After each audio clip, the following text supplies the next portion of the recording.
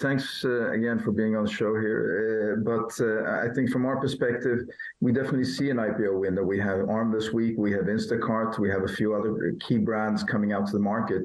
There's an upbeat demand, and the timing seems to be quite right at this particular time in terms of the demand, and there's some excellent companies coming out. Just give us a sense of the relevance here, because there haven't been a ton of listings this week and this year, this month. You know, you put the whole list together for 2023. We really haven't had a string of listings to set the pathway for ARM. Is very much out there pioneering when it comes to 2023 listings. What is the relevance for those other companies that you mentioned, the likes of Instacart, as they watch the fortunes of ARM on the markets today? Absolutely. I think, the ARM is the largest tech offering since 2014 in the US. So from our perspective, this is a huge offering. It's an important deal. It's an important deal not only for ARM and Nasdaq, but it's an important deal overall for the IPO market, as you're referring to. I think everyone's looking at what is the appetite in the market to invest in these companies coming into the public markets. And I think the key issue here is finding the right valuation level. And I think we're seeing that with Instacart now, trying to define its new valuation level, coming in from a private world.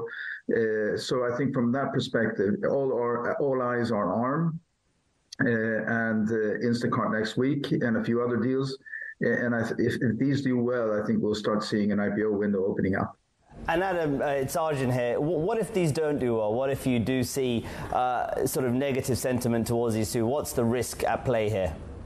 Yeah, well, good question. I think from our perspective, I think there is a demand. A lot of these companies have pivoted during very tough times and uncertain times. They're coming into the market at lower valuations than they probably had expected. And I think there is an overall acceptance in the market in terms of these new valuations. And I think this has been the struggle, meeting the new valuation levels. And I think that's important. So from that perspective, if we of course hope that these companies will do well. There's a large pipeline of companies that are ready to go public, not only in the US, but on a global basis. So I think from our perspective, all the ingredients here are right, and we're wishing them all the best. And Adam, has the profile of the companies coming to market changed at all? When you look at Instacart, the company says it has a net income, it's profitable. ARM, of course, is profitable.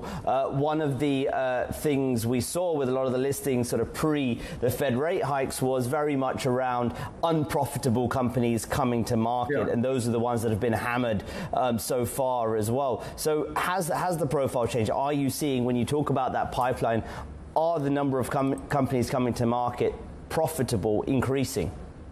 Absolutely. And I think that's going to make the markets more sustainable over time. And I think the companies have done an excellent job in shifting that dynamic within the company and also the dialogue with the investors. They're coming in at lower multiples, lower valuations, but more profitability. And those companies that have done that and are ready for the market right now will be well met from that perspective. So yes, the topic of profitability is a key topic. It's an individual company by company discussion, but at the end of the day, that's going to be a key driver of the valuation and the appetite to invest. Yeah, Adam.